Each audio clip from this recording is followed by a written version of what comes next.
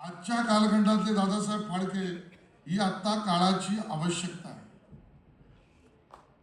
या आवश्यकतेला समोर घेऊन विचार करण्याची गरज आहे आणि म्हणून त्यात आम्ही सरकार म्हणून शासन म्हणून मागे राहणार नाही. मी मंचावरच खरगे साहेबांशी बोललो आणि आम्ही आता ठरवलंय, आज घोषितही करतोय, तंत्रज्ञानाच्या आव्हानावर मात करण्यासाठी मराठी सिनेमा बनवणाऱ्या दिग्दर्शक निर्मात्याला प्रोत्साहनात्मक मदत आर्थिक करण्याची योजना आज आम्ही करतो. आज घोषित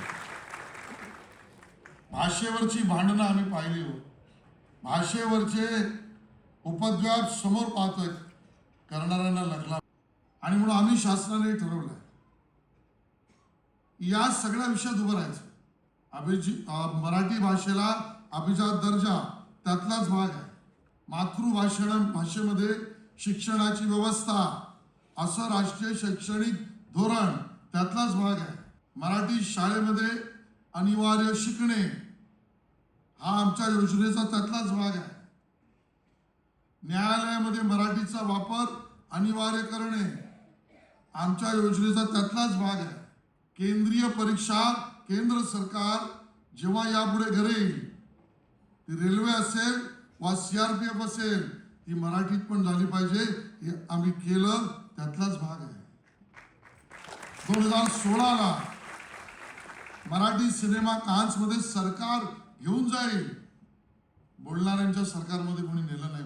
आमच्या सरकारमध्ये आपल्या आशीर्वादाने त्यातलाच भाग आहे. आणि आज हा आंतरराष्ट्रीय मराठी चित्रपट महोत्सव हाही त्यातलाच भाग आहे.